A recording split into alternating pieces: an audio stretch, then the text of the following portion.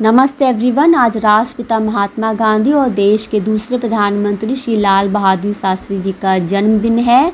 जन्मदिन एक बहुत ही विशेष दिन होता है जिस दिन आत्मा जो है शरीर धारण करके इस संसार में आती है और आत्मा अपने कर्मों के फलस्वरूप, अपने बलिदान के फलस्वरूप, अपने त्याग के फलस्वरूप जो है अपने आप को महान बनाती है और महान व्यक्तियों को हमेशा सदियों सदियों तक, युगों युगों तक याद किया जाता है।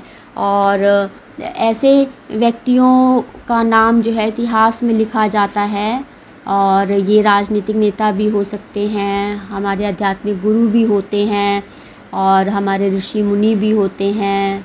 कोई बहुत ही बड़ा ग्रेट ऑथर भी होता है, बहुत ही महान लेखक होता है जिन्होंने कुछ भी लिखा होता है। तो आज का दिन जो है हम international day of non violence के रूप में भी मनाते हैं, क्योंकि गांधी जी की अहिंसा के फलस्वरूप ही जो है हमारे देश को आज़ादी मिली थी।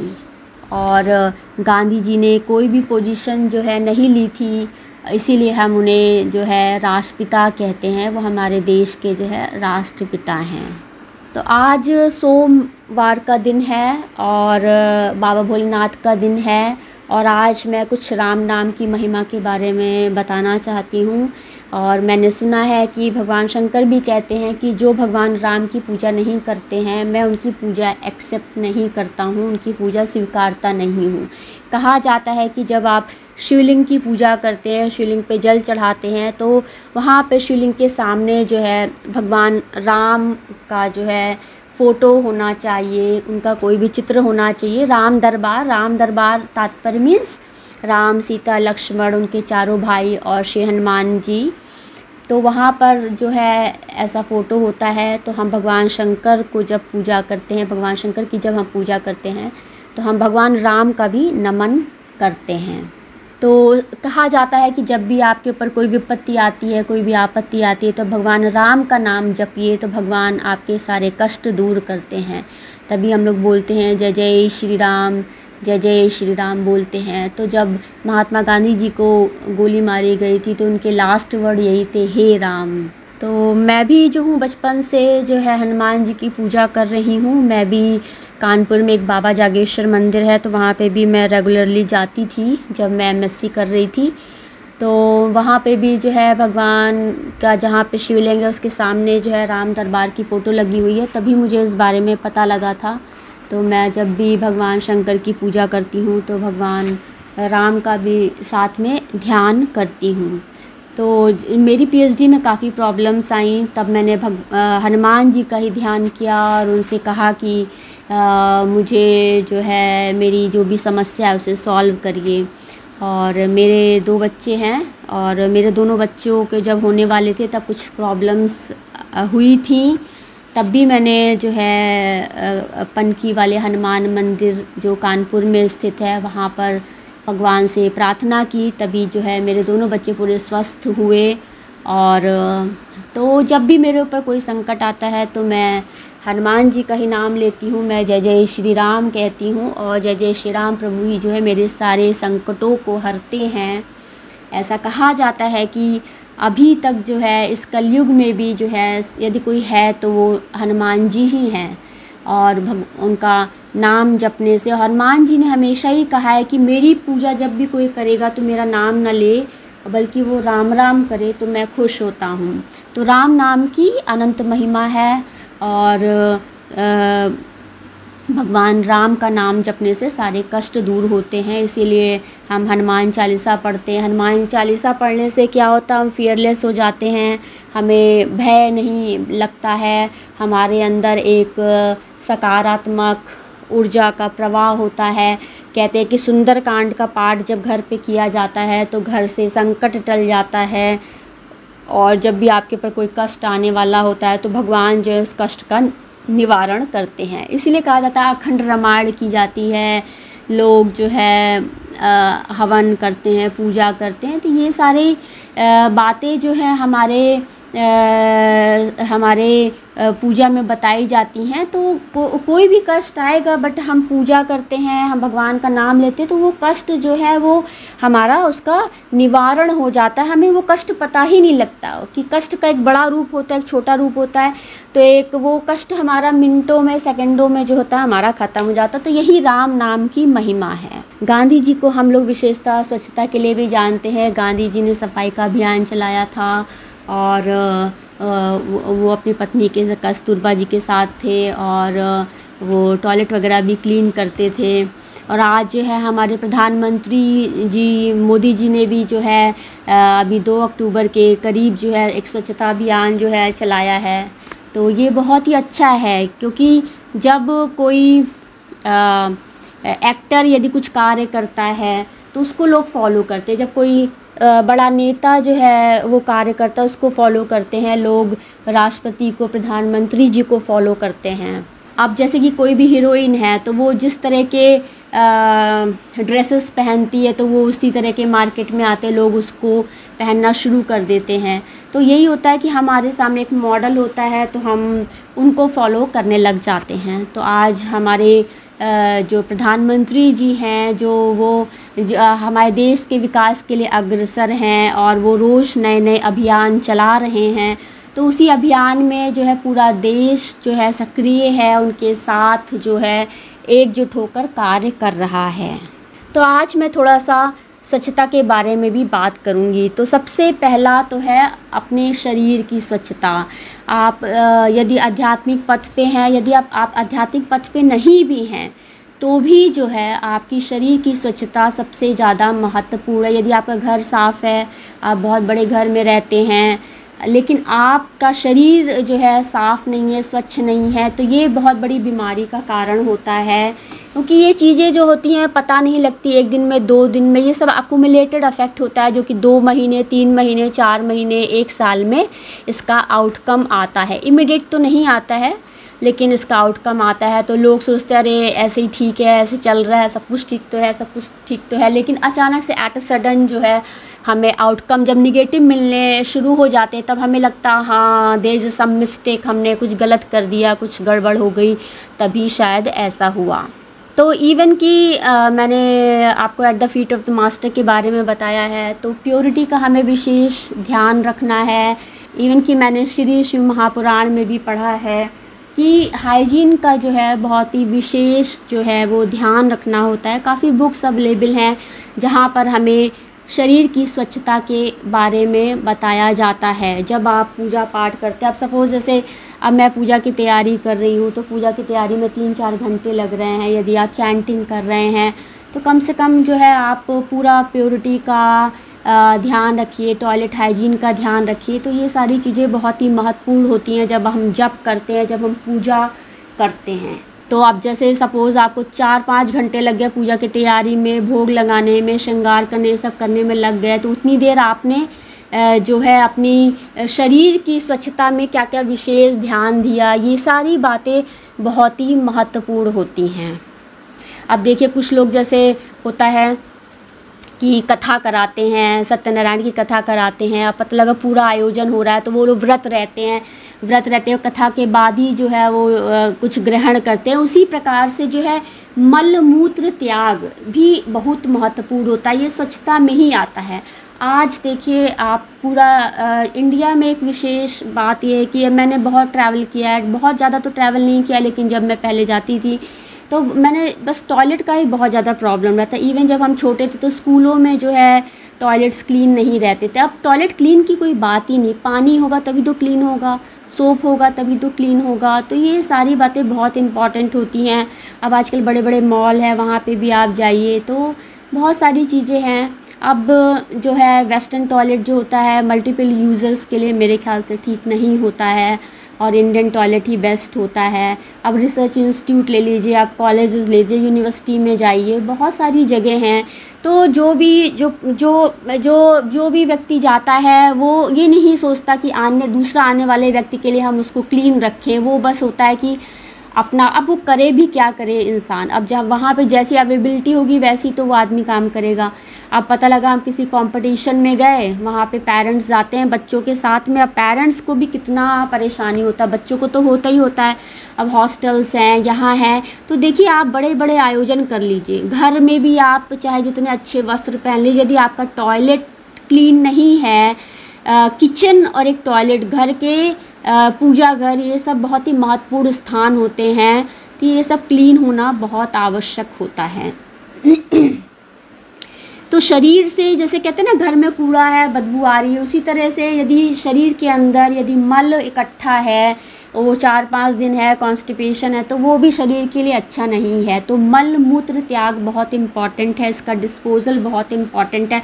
अब कुछ लोग जाते हैं टॉयलेट, अब बच्चों को बचपन से ही टॉयलेट हाइजीन ये सब सिखाना चाहिए, जिससे कि वो कहीं भी बाहर जाएं या कहीं भी जाएं, अपने घर में रहें, कहीं भी स्थान पे रहें तो वहाँ पर वो सफाई मेंटेन करें। तो ये इस चीज़ की कमी बहुत है। इवन कि ट्रैवल आप करते हैं, रास्ते में आप जाते हैं, मैंने अक्सर ही देखा जब पानी होगा, सोप होगा, तभी तो ये सारी चीज़ें होंगी। अब यूजुअली आज की पब्लिक ऐसी है कि यदि आप सोप वहाँ पे रख दीजिए, डेटॉल रख दीजिए, तो डेटॉल गायब हो जाता है, सोप गायब हो जाता है। तो बताइए जब ऐसी पब्लिक होगी तो कैसे सिस्टम डेवलप होगा। तो उसमें सभी का जो है एक महत्वपूर्ण रोल होता है। अब रहेगी बात शरीर की, होगी। अब शरीर का मतलब साफ़ रखने का मतलब ये नहीं है कि आप डीओ लगा के घूम रहे हैं, ऐसा नहीं। डीओ लगाने की कोई ज़रूरत नहीं है, टेल्कम पाउडर लगाने की कोई ज़रूरत नहीं है। आप बिल्कुल साफ़ पानी, स्वच्छ पानी से नहाइए और उसमें ही शरीर पूरा आपका स्वस्थ रहता है। और पसीना निकलना शरीर के लिए बहुत आवश्यक है। Sweating is very must for, मैंने स्वेटिंग पे एक पहले वीडियो भी बनाया था। आप स्वेटिंग हो जाइए, फिर उसके बाद आप स्नान कर लीजिए, तो आपका बॉडी जो है फ्रेश हो जाता है, रिफ़्रेश हो जाता है। तो स्वेटिंग होना भी बहुत ज़रूरी है। आप हर वक्त एसी में रहिए, स्वेटिंग को आप रिमूव करिए, तो ये भी सही नहीं है। तो पसीना निकलना, इसलिए देखिए इंडिया कितना अच्छा देश है हमारा, भारत, सॉरी इंडिया नहीं, हमारा भारत देश जो है वो कितना अच्छा देश है, जहाँ पर मौसम अलग अलग प्रकार के हैं। हम जाड़े को भी एक्सपीरियंस करते हैं, गर्मी को भी एक्सपीरियंस करते हैं, बरसात को भी एक्सपीरियंस करते हैं। तो ये कितना अच्छा है, वेरिएशन कितना है। हर वक्त आप एसी में बैठे रहे वो भी अच्छा नहीं है। तो ये सारी चीज़ें बहुत महत्वपूर्ण होती हैं। तो आपकी शरीर की स्वच्छता सबसे ज़्यादा इम्पॉर्टेंट है। अब आप ट्रैवल कर रहे हैं, अब देखा है मैंने कि लोग गंदे कपड़े, साफ़ कपड़े एक ही जगह टांग देते हैं घरों में, अब जैसे जो है, तो ये सब गलत है। अब जैसे मेरा क्या है कि मैं रिपीट नहीं करती हूँ कपड़े, एक बार पहनती हूँ तो मैं दोबारा से नहीं उसको रिपीट नहीं करती। ये मेरा बचपन से ही है। मैं भले मेरे पास ज़्यादा कपड़े ना हों, भले मेरे पास 4 ही सेट हो, लेकिन मैं साफ़ ही पहनती हूँ। भले मेरे कपड़े एक्सपेंसिव ना हो, लेकिन मैं क्लीन और साफ़ सुथरे कपड़े ही पहनना पसंद करती हूँ। तो ये मेरी बचपन की आदत है।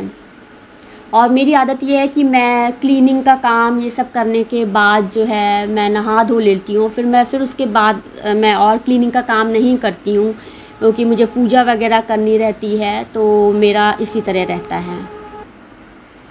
मैं बचपन में मैं ज़्यादा काम नहीं करती थी, मेरी मम्मी ही करती थी, लेकिन मेरा हमेशा से रहा है कि मैं प्रातःकाल उठ के अपना जो मेरी दिनचर्या होती है तो मैं अपना करके पूजा पाठ करती हूँ, फिर करती हूँ। मैं स्नान के पहले ही मुझे जो भी क्लीनिंग का काम होता है, सफाई का काम होता है, मैं वो सारा कर लेती हूँ। फिर उसके बाद मैं नहीं करती, उसके बाद मैं अपना पढ़ाई करूँगी या मुझे कुछ करना है, यदि बाय द वे कभी कुछ ज़रूरत पड़ जाए तो मैं करती हूँ, नीट एंड क्लीन हो जाती हूँ। तो मेरा इस तरह से ये मेरा बचपन का आदत है। और यदि मैं ऐसा नहीं करती तो मुझे बहुत अनकम्फर्ट फील होता है। यही मैं आपको बताना चाह रही थी कि आप जैसी हैबिट आप डेवलप कर लें। अभी जो है मैं काफ़ी दिन से अध्यात्म के क्षेत्र में हूँ, तो मैं हाइजीन का बहुत विशेष ध्यान रखती हूँ। और मैं अपना सिटिंग प्लेस ये सब चीज़ें बहुत ही सफाई से रखती हूँ। अब किसी समय में क्या होता था कि हम लोग अपने सर में ऑयल लगाते थे, ऑयल लगा के चोटी बना के स्कूल चले जाते थे। आजकल देखिए फैशन है कि रात में तेल लगाया, सुबह सिर धुल लिया। देखिए तभी इसी वजह से आज ये परिणाम है कि लोगों के बाल सफ़ेद हो रहे हैं। लोग फैशन में इतना ज़्यादा है कि आप जितना ज़्यादा बाल खोलेंगे तो वो उतना एक्सपोजर टू द एटमॉस्फेयर होगा, हीट को एब्जॉर्ब करेगा, तो बाल ख़राब हो जाते हैं। तो बहुत ही कम एज में जो है आजकल बच्चों के बाल ख़राब हो रहे हैं। और तो हमें हर चीज़ का ध्यान रखने के लिए समय चाहिए। यदि हम अपने शरीर का ध्यान रखते हैं, अपने शरीर का सारी चीज़ों का ध्यान रखते हैं, तो उसके लिए हर चीज़ के लिए समय की आवश्यकता होती है। अब जो है फिर शादी के बाद जैसे कि काम करते थे तो हम मेड और सर्वेंट से काम कराते हैं। अब मेड और सर्वेंट से आप बहुत ज़्यादा कहें कि आप ऐसे करो तो उसको लगता है कि हमको बार बार क्यों ऐसे परेशान कर रही हैं, आप क्यों ऐसे बोल रही हैं। कुछ अच्छे लोग होते हैं जो आपकी बात को फॉलो करते हैं, कोई तो बहुत ही कन्वर्सेशन बहुत हो जाता है तो आप दूसरों को समझा नहीं सकते, बहुत समझाना बहुत मुश्किल होता है।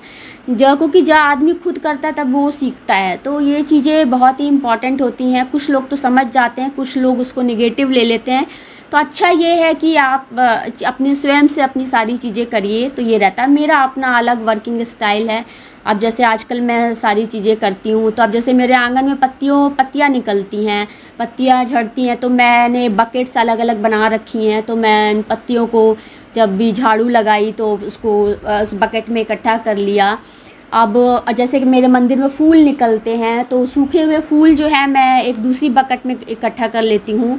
तो मैं क्या करती हूँ कि गार्डन में पीछे फूल को मैं डाल देती हूँ जब थोड़े इकट्ठा हो जाते हैं। रोज़ रोज़ नहीं डालती हूँ, थोड़ा सा जैसे आधी बाल्टी भर गई तब मैं गई उसको डाल दिया। तो फूलों को आप डाल देंगे तो अच्छा ही रहेगा, वो ज़मीन पे रहेंगे, उसके सीड्स जो है उसका डिस्पर्जन होगा। तो इस तरह से मैं करती हूँ। पत्तियों को मैं साइड्स में डाल देती हूँ, तो हमारे जो कैंपस में क्लीन करने के लिए आते हैं वो साइड से सब उठा के चले जाते हैं। उसी तरह मैं सब्जियों के छिलके वगैरह जो हूँ पहले तो मैं करती थी, मेरे पास अभी इतना समय नहीं रहता है, तो मैं मेरे गार्डन के उधर जो नील गाय वगैरह आती है तो मैं किनारे डाल देती हूँ। तो कोई भी पशु पक्षी आता है तो वो अपना सब्जी वगैरह के छिलके खा लेता है। और रहेगी बात वेस्ट की, तो मैं हमेशा ड्राई वेस्ट अलग रखती आ रही हूँ। मैं ये सब काफ़ी कम से कम 10-15 साल से ये सब कर रही हूँ। पहले भी जो है जब मैं हॉस्टल में थी तब भी मैं करती थी इसी तरह से। हमारे यहाँ आता था गार्बेज लेने के लिए तो हम उसको दे देते थे, हमारा सब टॉयलेट वगैरह वो क्लीन करता था। तो ये सारी बातें रहती हैं। तो अब जैसे ड्राई वेस्ट का, अब जैसे रैपर से सब इसको अलग रखिए। क्या होता है वेट के साथ सब गंदा हो जाता है, फिर हाथ लगाने में बहुत दिक्कत होती है। मुझे तो पहले बहुत ज़्यादा वॉमिट भी हो जाता था, मुझे आदत नहीं है थोड़ी सी, लेकिन अभी थोड़ा मैं करने लग गई हूँ तो मैं बहुत ही ध्यान रखती हूँ। तो जब भी आप हाइजीन का ध्यान रखिए, तो आप जब ये सब काम करते हैं तो आप थोड़ा सा श्वासों का कंट्रोल रखते हैं, आप थोड़ा मुँह बंद करके करिए तो आपको थोड़ा सा दिक्कत नहीं होगी। फिर आप जो है हाथ धुल लीजिए, आप जो है अपना कुल्ली कर लीजिए, आप अपने मुंह को साफ़ कर लीजिए। तो ये सारी चीज़ें रहती हैं। आप एक साथ आपने काम किया, फिर आपने हाथों को क्लीन कर लिया या आपने ग्लव्स पहन लिए, तो ये सारी चीज़ें रहती है। अब यूज़ुअली तो क्या होता है, मेरे घर में सब्ज़ी आती है तो मैं अपना बास्केट में रखती हूँ, लेकिन कभी कभी क्या होता है कि वो घर का सामान आ रहा है तो कार्टून आते हैं, दफ्ती के डब्बे जो होते हैं, तो मैं उसको यूज़ुअली यूज़ करती हूँ वेस्ट को इकट्ठा करने। इसमें बहुत ही आराम रहता है मुझे, मैं आराम से उसमें डाल देती हूँ, क्योंकि बार बार डस्टबिन छूना मेरे लिए ये बहुत मुश्किल होता है। अब वो जो पैर से दबा के करते हैं वो यूज़ुअली टूट ही जाती है 1-2 महीने में। तो ओपन डस्टबिन अच्छी होती है, तो उसमें मैं अलग अलग रखती हूँ वेस्ट, तो इससे बहुत सफाई रहती है।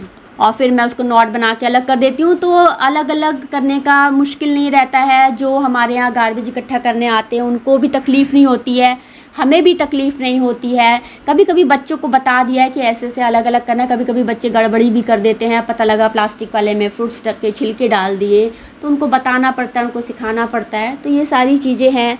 अब जैसी आप हैबिट जो है डेवलप कर ले, यूज़ुअली मैं कांच वगैरह को अलग ही रखती हूँ, क्योंकि मुझे लगता है कि कोई हाथ डालेगा तो उसके हाथ में चोट ना लग जाए, तो मैं कांच वगैरह अलग ही रखती हूँ।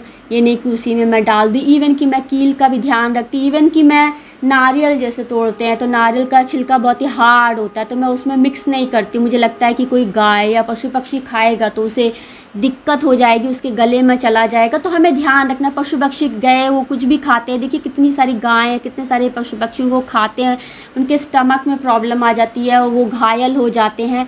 तो हमें इन सब बातों का ध्यान रखना चाहिए।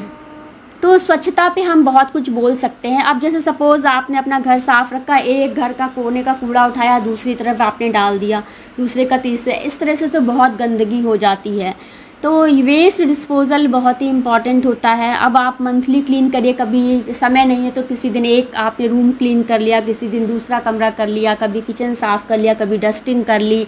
और बेडशीट वगैरह, अपना सोने का स्थान बिल्कुल साफ़ रखना चाहिए, और ये अध्यात्म में सबसे ज़्यादा ज़रूरी होता है। तो जिस तरह से समय की अवेलेबिलिटी हो, जिस तरह से हेल्पिंग हैंड हो आपके पास, तो आप ये सारी चीज़ें कर सकते हैं। तो जब आपका शरीर साफ़ रहेगा, अब शरीर आपका साफ़ है लेकिन आप गंदी जगह बैठे हैं तो वो भी सही नहीं है। अब आपका शरीर भी साफ़ है लेकिन वो तब आप गंदे लोगों के साथ बैठे, वो भी सही नहीं है। तो शरीर, घर और चारों ओर की स्वच्छता हमारे जीवन में बहुत ज़्यादा महत्वपूर्ण है। तो ये बहुत इम्पॉर्टेंट रखता है। अब जैसे मेरा तो बहुत ही है मेरे किचन का, मैं किचन में जैसे मैं स्क्रबर्स भी अलग अलग रखती हूँ। बर्तन धुलने के मेरे स्क्रबर्स अलग हैं, मेरे भगवान के बर्तन के स्क्रबर्स मेरे अलग हैं, मैं उसको अलग ही रखती हूँ। उसका भगवान के बर्तन को साफ़ करने के मेरे सोप भी अलग रहते हैं। अब जैसे मैं लड्डू गोपाल जी हैं, उनके कपड़ों को धुलने के लिए उसकी बकेट मेरी अलग है। तो मैं बकेट सब अलग अलग बना के रखती हूँ। इवन कि जो धुले हुए कपड़े हैं उनको जब मशीन से निकालती हूँ तो वो मेरी बकेट अलग ही होती है। तो मुझे इससे आराम रहता है। यदि हम एक कॉमन बकेट यूज़ करेंगे तो मुझे उसको बार बार ध्यान रखना पड़ेगा, ये क्लीन है कि नहीं क्लीन है। फिर तो मैं इस तरह से सारी चीज़ें अलग अलग सारी चीज़ें मेंटेन रखती हूँ। अब यूजुअली मैं कपड़ों का भी है कि मैं कबर्ड में फ़ोल्ड करके सब कैटेगराइज कर देती हूँ कि यहाँ पे ये रखा, यहाँ पे ये रखा। लेकिन आज आलस की ऐसी चरम सीमा है कि बच्चे ऐसे आलस हो गए, बच्चों को छोड़िए बड़ों को छोड़िए, तो वो इवन कि उनको लगता है कि जो फ्रंट में है वही पहन लो, इवन कि वो नीचे से निकालने में मुश्किल हो रही होती है। आज इतना भी समय नहीं हमारे पास कि हम सोच ले कि अच्छा आज हमें ये पहनना है, चलो हम कबर्ड से ये निकाल लें। तो यही होता है, एक्सेस में जब चीज़ें होती हैं तो इसी तरह से ही उसका प्रभाव जीवन पे पड़ता है। यदि हमारे पास 4 चीज़ें हैं तो उसको ना निकालने में दिक्कत है, वो हमें याद भी रहती हैं। जब हमारे पास चीज़ें एक्सेस में हो जाती हैं तो हमें याद भी नहीं रहता है कि हमारे पास कितना है, तो वहाँ पर हमें जो है चीज़ों को ढूंढना पड़ता है। तो ये सारी चीज़ें जो है बहुत ही इम्पॉर्टेंट होती हैं। तो prosperity is also very important, but आपको प्रॉस्पेरिटी मेंटेन रखना भी जो है उसको बनाए रखना भी एक बहुत वर्क होता है, जहाँ पर आपको हेल्पिंग हैंड्स की ज़रूरत पड़ती है। और मुझे लगता है कि यदि मैं कुछ अच्छा पहनूँ या मेरे गार्डन में सब कुछ अच्छा, तो मेरी आँखों को सूथिंग लगना चाहिए। मैं किसी और के लिए नहीं कर रही हूँ, मैं अपने लिए करती हूँ कि when I look my self, तो मुझे कुछ अच्छा दिखना चाहिए। मैं जब घर पे एंटर करूँ तो मेरे घर के सामने कुछ अच्छा होना चाहिए। जब मैं किचन में काम करूँ तो किचन में जब मैं दीवारों को देखूँ या कुछ करूँ तो मुझे कुछ अच्छा सा दिखना चाहिए। तो जब मैं पूजा घर में बैठूँ तो मुझे कुछ अच्छा सा दिखना चाहिए। तो ये अच्छा सा दिखना ही होता है। तो होता ये है कि आप जैसे जैसे जितना प्योर होते जाएंगे आपके ऑरा भी क्लीन हो जाएगा। आपका ऑरा जो है प्योर क्लीन रहेगा तो वो वाइब्रेंट हो जाएगा, वो बहुत जल्दी दूसरों को अफेक्ट करेगा। आप कहीं भी निकलेंगे, आप कहीं भी जाएंगे तो आपके ऑरा से आसपास के लोग बहुत ज़्यादा अफेक्टेड हो जाते हैं। अब रह गई बात स्वच्छता खाने की। अब मेरे पास डस्टर बहुत सारे, मैंने अलग अलग कैटेगराइज कर रखे। मेरे गर्म बर्तन छूने के डस्टर अलग हैं, जिसमें रोटी मैं बनाती हूँ उसको मैं धुलती हूँ तो मैं उसके लिए मैं अलग से बर्तन को पोंछने के कपड़े मेरे अलग होते हैं। तो डिशवॉशर में तो यूज़ली कपड़े मेरे बर्तन जो है मेरे वो पूरे हीटअप हो जाते हैं, तो पूरे गीले नहीं रहते हैं। लेकिन फिर भी यदि कभी कुछ गीला बर्तन है तो मैं उसको अलग रखती हूँ। और हाथ पोंछने का मेरा अलग रहता है। यूजुअली जब मैं किचन में काम करती हूँ तो मेरे कंधे पर एक छोटी टॉवेल रहती है, तो मेरा स्वेटिंग होता है तो रोटी बनाते वक्त मैं बिल्कुल अलग टॉवेल रखती हूँ, मैं उसी हाथ में पोंछती हूँ। तो मैं उसी हाथ से, ये नहीं कि मैं आटा छू लूँ। तो ये बहुत ही माइन्यूट चीज़ें हैं जो कि मैं फ़ॉलो करती हूँ और बहुत सालों से फ़ॉलो कर रही हूँ। और लोगों को इसका पता, लोग किचन में बहुत ही रफली काम करते हैं, तो ये सारी चीज़ें बहुत इम्पॉर्टेंट है। मैं बहुत ज़्यादा सफाई का बहुत ध्यान रखती हूँ, इसी वजह से मेरा बहुत सारा प्रॉब्लम हो जाता है लोगों के साथ में। और लोग, मेरी जो सर्वेंट्स आती हैं, कभी कभी मैंने देखा है कि वो आगे का धुलेंगी पीछे का नहीं धुलेंगी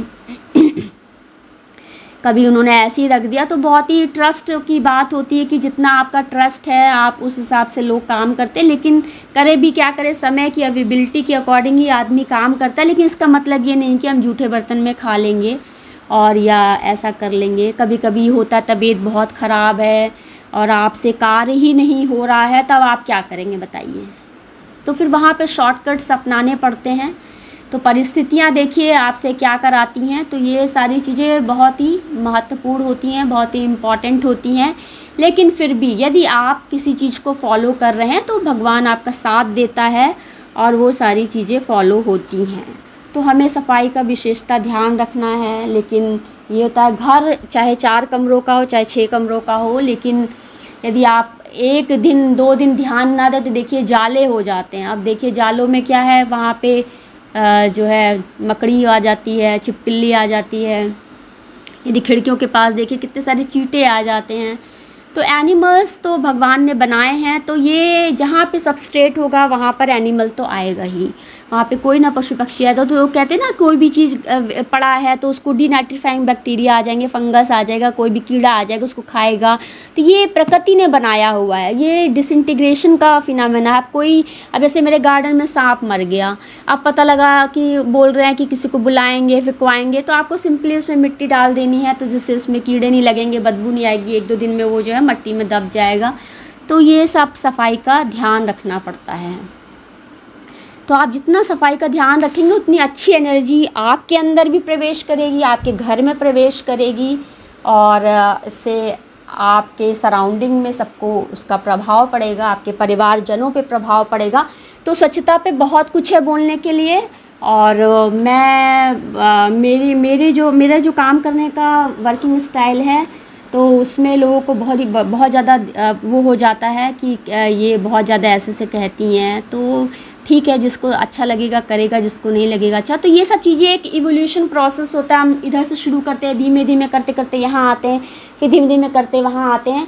तो ये पूरा एक व्यक्ति पूरा घर को संभाले बहुत मुश्किल होता है। हेल्पिंग हैंड्स तो चाहिए ही होते हैं।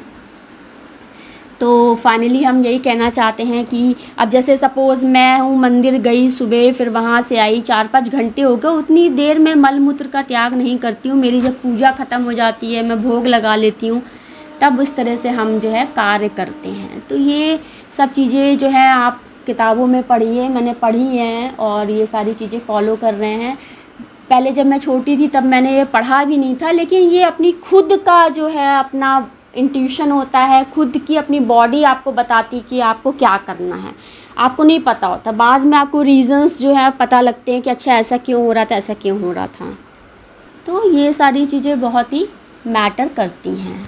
हम इस पे अभी फिर वीडियो बनाएंगे और डिटेल में बात करेंगे। तो ये तो हो गई शरीर और घर और चारों ओर की स्वच्छता के बारे में। और श्री लाल बहादुर शास्त्री जी भी अपनी सादगी, ईमानदारी और कर्तव्यपरायणता के लिए जाने जाते हैं। तो ईमानदारी बहुत ही इम्पॉर्टेंट है, चाहे वो घर में ईमानदारी आदमी करे, चाहे वो बाहर करे।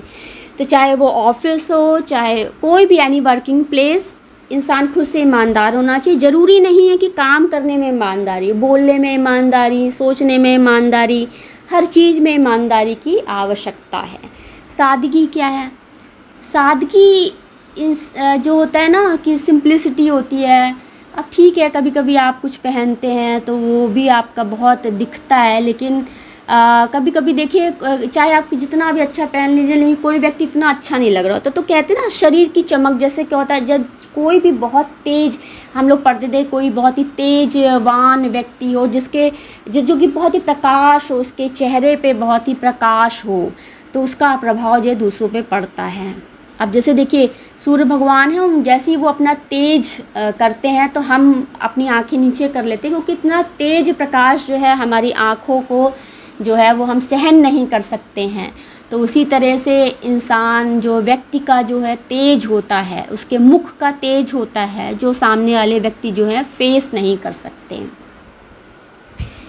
तो ये सारी व्यक्तित्व, इसी को व्यक्तित्व निर्माण कहते हैं। तो इंसान जो है सादगी, ईमानदारी और कर्तव्यपरायणता से जीता है। ईश्वर हमें सारी सुख सुविधाएं देता है, लेकिन हमें सुख सुविधाओं के गुलाम नहीं बनना है। और धीमे धीमे इनकी आदत लग जाती है, फिर बहुत मुश्किल होता है इन चीज़ों को छोड़ना। एक व्यक्ति जो है आप कह रहे हैं कि इस तरह से जीता है, अचानक से उससे कहिए कि आप इस तरह से जीवन व्यतीत करिए, तो बहुत मुश्किल होता है, बहुत मुश्किल होता है। तो यहाँ पे थोड़ी मुश्किलें आती हैं। तो इसीलिए कहते हैं कि आप सादगी से हमेशा जिए, जिससे कि कभी दिक्कत ना आए, कभी आपको परेशानी ना हो। तो ईमानदारी पे तो मैंने बहुत सारे वीडियोस बनाए हैं। तो हमारे जो है ईमानदारी व्यक्ति में बहुत ज़्यादा होनी चाहिए। और इवन कि कहते हैं ना, हाउसवाइफ होती है, हस्बैंड होता है, उसका पैसा होता है, वो जो है जब कपड़े धुलती है उसकी पैंट में जो है हस्बैंड के कुछ पैसे निकलते हैं, तो पत्नियां क्या होती, संभाल के रख लेती हैं। और फिर क्या करती क्या है, वो प्रेस वाला है उसको दे दिया, ब्रेड ले ली, ये ले लिया, सब्जी ले ली, तो ये सारी पैसे ये होता है। तो आदमी की ईमानदारी जो है महत्वपूर्ण होती है कि पत्नियां जो होती हैं हाउसवाइफ कैसे पैसों का इस्तेमाल करती हैं। यहाँ से मिला, वहाँ से मिला, उसको अरेंज करके ये ले लिया। इसी को कहते हैं घर का निर्माण, गृहस्थी हम बनाते हैं। अब गृहस्थी देखिए छोटी छोटी चीज़ों से जो है बनती है। अब हमें लगता है अरे आज घर में इतना है, नहीं नहीं, वो बनते बनते बनते आया। पहले इस महीने लिया, फिर अगले महीने लिया, फिर धीमे धीमे साल भर में देखिए इतनी सारी चीज़ें हमारे पास इकट्ठा हो गई। तो सभी चीज़ों का एक क्रमिक विकास होता है। तो आज हम गांधी जी को उनके सेक्रीफाइस, बलिदान के लिए याद करते हैं। जो उन्होंने कमिटमेंट लिया उसको फॉलो किया। तो किसी भी चीज़ को कमिट करना और फिर उसको फॉलो करना बहुत मुश्किल होता है। 1 साल तक आप फॉलो करेंगे, 2 साल तक करेंगे, 3 साल तक करेंगे, 4 साल, बहुत डिफ़िकल्टी आती है। जब आप कुछ कमिट करते हैं तो भगवान जो है आपके रास्ते में बहुत से अवरोध लाते हैं। देखिए, how she will follow, how he will follow, how she will fulfil all the commitments. तो ये सारी चीज़ें होती, कभी कभी हम डगमगाने लगते हैं कि भाई अब हमसे नहीं हो पाएगा, हम नहीं कर पाएंगे। तो ये बहुत इम्पॉर्टेंट होता है। अब रहेगी बात नॉन वायलेंस की। तो वायलेंस क्या है, अब 2 व्यक्ति आपस में बात कर रहे हैं, तो अब पता लगा उसने हमने बोला था अभी भगत सिंह जी के लेक्चर में कि ईंट का जवाब पत्थर से देंगे, तो यहीं पे कार्मिक एंटेंगलमेंट हो जाता है। अब हमने एक ईंट का जवाब पत्थर से दिया, दूसरे ने दूसरा पत्थर दिया, हमने तीसरा पत्थर दिया, चौथा पत्थर दिया, इसी तरह से एंटेंगलमेंट बढ़ता गया बढ़ता गया बढ़ता गया।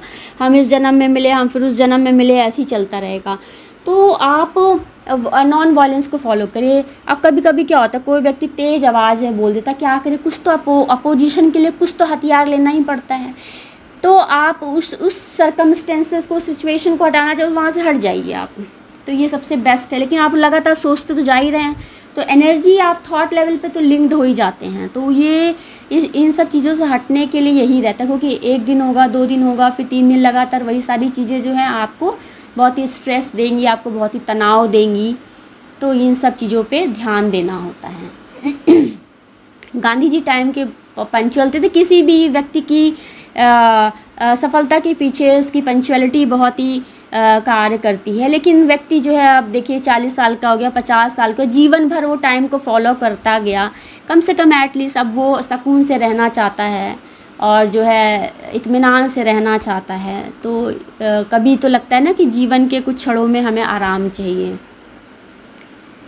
तो ये सारी चीज़ें जो है बहुत ही महत्वपूर्ण होती है। और आज मैं गांधी जी की जयंती के उपलक्ष्य में मैं अपने स्वास्थ्य के बारे में भी थोड़ा सा लास्टली बताना चाहती हूँ कि मुझे ऐसे फ़िज़िकली मेरा I don't have any problem कि भाई मुझे कोई डायबिटीज़ नहीं है, ना मुझे ब्लड प्रेशर का कोई प्रॉब्लम है, मैं बिल्कुल ठीक हूँ। बल्कि जब मैं काम करती हूँ तो मैं बिल्कुल ठीक रहती हूँ, और मैं कुछ कार्य नहीं करती तो मुझे कुछ अच्छा नहीं लगता है। तो मैं कुछ ना कुछ इन्वॉल्वमेंट रखती हूँ। लेकिन फिर भी जो है मेरी काफ़ी सालों से 2000 से जो है मेरा स्वास्थ्य ठीक नहीं है। मुझे स्वास्थ्य के नाम पे क्या कहें कि सब कुछ ठीक ही है, लेकिन कुछ अनकम्फर्ट सा है, कुछ अनईज़ी सा है, जो सही नहीं लग रहा है। जैसे लगता है कि बस अब प्राण निकल जाएंगे और हम नहीं बचेंगे, कुछ इस तरह का रहता है। लेकिन प्राण निकलते भी नहीं हैं, हम फिर दूसरे दिन फिर से उठ जाते हैं, फिर से अपने कार्य में लग जाते हैं। तो समझ नहीं आता कि इसकी क्या वजह है। कभी कभी थोड़ा सा तनाव भी होता है, लेकिन कभी कुछ पॉजिटिव एनर्जी इतनी ज़्यादा होती है कि खूब अच्छे से काम होता है। कभी कभी शरीर जो है क्षीण हो जाता है, एनर्जी लेवल इतना कम हो जाता है कि हम कार्य भी नहीं कर पाते हैं। तो 2020 से जो है मैंने ईश्वर की शरण में मैं चली गई और मैंने भगवान से कहा कि आप मुझे सारी चीज़ें बताइए, कैसे क्या है नहीं है। और मुझे अभी बहुत 3-4 सालों से मुझे बहुत डिफ़िकल्टी हो रही है। ऐसा नहीं है, मैं बहुत खुश भी रहती हूँ, कभी कभी मुश्किलें भी आती तो मैं बहुत परेशान भी हो जाती हूँ। और मैं आजकल सारा घर का कार्य स्वयं से ही कर रही हूँ और मुझे कभी कभी परेशानी भी हो जाती है, लेकिन मैं कर लेती हूँ, एनर्जी मुझे मिल जाती है, मैं करती हूँ। लेकिन काफ़ी सालों से करते करते लगता है कभी कभी बहुत मुश्किल हो जाता है कि नहीं, अब बिल्कुल नहीं कर पा रहे हैं। और तो अभी आप इसको मर्जिंग भी कह सकते हैं, आप इसको कहते हैं कि जब आप उस ईश्वर के साथ में जब आप मर्ज होते हैं तो डिवाइन एनर्जी बहुत इम्पोर्टेंट होती है। और डिवाइन एनर्जी आपने कभी अनुभव की है तो बहुत मुश्किल भी होता है और कभी बहुत आसान भी हो जाता है। तो ये सारी बातें रहती हैं, तो हमें खुद ही नहीं पता रहता है कि हमारे प्राण कब निकलेंगे, कब हम इस शरीर को छोड़ेंगे। लगता है कि आज प्राण निकल गए और फिर हम प्रातःकाल उठ जाते हैं, फिर से ईश्वर हमें जो है जीवन दे देता है, हम ईश्वर का शुक्रिया करते हैं, फिर से हम अपनी दिनचर्या में जो है लग जाते हैं। तो स्वास्थ्य कभी भी अचानक से बिगड़ भी जाता है और कभी से अचानक से ठीक भी हो जाता है। तो लेकिन यदि आप लगातार सोचेंगे कि मेरा तबीयत ख़राब है, तबीयत ख़राब है, तो तबीयत ख़राब होता ही जाएगा। तो जो इंसान कार्य करना चाहता है उसी को एनर्जी मिलती है, जो कार्य करना ही नहीं चाहेगा उसको एनर्जी नहीं मिलेगी। तो मेरी जो है काफ़ी मेरी तबीयत ठीक नहीं रहती थी तो भी मैंने पीएचडी किया, उसी दौरान मैंने पीएचडी भी किया। और वर्क इंगेजमेंट रहने से काफ़ी अच्छा रहता है। और उसके बाद भी आफ्टर मैरिज भी मुझे पता नहीं क्यों कुछ अच्छा नहीं लगता था। तो लगता था पता नहीं क्या, बच्चे भी थे साथ में, सब कुछ जा रहा है बट कुछ अंदर से कुछ ठीक नहीं लग रहा था। तो लगता था कि बस अब प्राण निकल जाएंगे या हम नहीं बचेंगे। मुझे कुछ इस टाइप का इंट्यूशंस जो है काफ़ी सालों से हो रहा था और मुझे लग रहा था मेरे बच्चे छोटे हैं, तो मुझे लग रहा था मैं अपने बच्चों को किसी तरह बड़ा कर दूं और फिर जो है मैं इस संसार से जाऊं, क्योंकि मेरे ऊपर एक जिम्मेदारी है। और ठीक है, हर इंसान यहाँ पे मर के चला जाता है, भगवान कुछ ना कुछ तो करते ही हैं, सबका ही भगवान करते हैं, लेकिन एक माँ की प्रेजेंस बहुत आवश्यक होती है। मैं इतनी जिम्मेदारियाँ निभा नहीं पाती हूँ बहुत अच्छे से, लेकिन जितना मैं कर सकती हूँ मैं करती हूँ। ये ज़रूरी नहीं है कि आप हर वक्त बगल में बैठे रहें कनेक्शन बनाने के लिए। I am connected with my childrens और मैं उनको सिखाती हूँ, मैं उनको समझाती हूँ। तो आज के बच्चों को बताना ही होता है। और उनको लगता है, कभी कभी बच्चों को लगता है कि मेरी माँ अच्छी नहीं है और मेरी माँ मेरा ध्यान नहीं रख रही है, लेकिन बच्चे अभी छोटे हैं, बच्चों को इतना नॉलेज नहीं है। धीमे धीमे बच्चे बड़े होंगे तब उनको सारी बातें जो होती हैं समझ में आती हैं। तो अभी आजकल जो है मुझे आध्यात्मिक पथ पे जो है 3-4 साल हो रहे हैं, जो कि मेरा बहुत ही एक्सट्रीम पीरियड है। और मैं उसमें जो हूँ बहुत सारी बातें अनुभव कर रही हूँ। और अब मुझे ऐसा लग रहा है कि शायद देखिए मेरा क्या होगा, तो मेरा स्वास्थ्य कहीं बिगड़ ना जाए। और मैंने हमेशा ईश्वर से यही प्रार्थना की है कि मेरा स्वास्थ्य ना बिगड़े और मैं हमेशा कार्यरत रहूं, मैं कार्य को अच्छी प्रकार से करती रहूं। और क्योंकि मुझे बिल्कुल पसंद नहीं है कि मैं ऐसी बैठी रहूं हर वक्त। तो मुझे कुछ ना कुछ कार्य करने की आदत है, कुछ तो करना ही रहता है। तो मैं ईश्वर से यही कहूँगी कि मेरा स्वास्थ्य ठीक रहे और मेरे बच्चे और बड़े हो जाएं। और उनकी पढ़ाई अभी चली रही है, स्कूलिंग उनकी ख़त्म हो जाए तो बहुत बड़ा रिस्पॉन्सिबिलिटी ख़त्म हो जाता है। तो माता पिता दोनों का ही बहुत ही रोल होता है। तो माता पिता को बच्चों के विकास के लिए बहुत ही कार्यरत रहना पड़ता है। ये सारी बातें रहती हैं। तो हम आज के दिन जो है स्वच्छता के बारे में हमने बात की, तो इस स्वच्छता को हम आगे तक लेके जाएंगे। ज़रूरी नहीं है कि हम इसी हफ्ते ये सब करें, हम इसे अपने जीवन का एक महत्वपूर्ण हिस्सा बना लेंगे। और क्लीननेस पे बहुत ही ध्यान देंगे। हम जहाँ भी जाएं, किसी भी देश में जाएं, किसी भी शहर में जाएं, किसी भी गांव में जाएं, तो वहाँ पे हर जगह हरियाली हो, स्वच्छता हो, तो बहुत ही अच्छा लगता है। और इस वक्त मैं IIT कानपुर कैंपस में रह रही हूँ और मैं यहाँ पे 2006 से हूँ। तो यहाँ पे रहते रहते मुझे बहुत आदत पड़ गई है। यहाँ पे काफ़ी ग्रीनरी रहती है, यहाँ पे रोड्स वगैरह काफ़ी क्लीन रहती हैं, तो बहुत अच्छा लगता है। यहाँ पे ऑक्सीजन बहुत अच्छी है, बहुत ही अच्छा व्यू रहता है। और इवन कि सिटी में देखिए कितना मुश्किल है, कितना ट्रैफिक है, कितना नॉइज़ है। इवन कि जब मैं मार्केट वगैरह जाती हूँ तो वहाँ मुझे बहुत अनकंफर्ट होता है, लेकिन जब जैसे ही मैं लौटती हूँ कैंपस के अंदर एंटर करती हूँ तो मुझे काफ़ी पीसफुल लगता है। लेकिन मैं धीमे धीमे देख रही हूँ कि आजकल कैंपस लाइफ भी जो है बहुत ही डिस्टर्ब होती जा रही है। कैंपस में भी बहुत ज़्यादा नॉइज़ हो रही है और अब जैसे कुछ भी मैन्युफैक्चरिंग हो रहा है, बिल्डिंग बन रही है, रोड्स बन रही हैं, तो काफ़ी जब भी निर्माण का कार्य शुरू होता है तो वहाँ पर नॉइज़ आने ही लग जाती है। लेकिन कर भी क्या सकते हैं, यदि कुछ बनाना है तो आवाज़ तो होएगी ही, तो हमें एडजस्ट करना रहता है। और ठीक है, कुछ 2-4 महीने में फिर पीसफुल हो ही जाता है।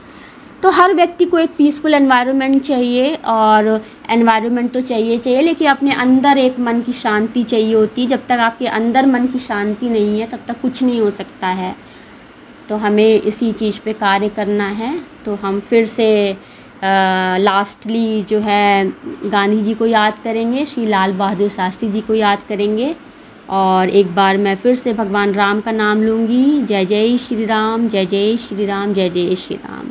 Thank you everyone. नमस्ते एवरीवन।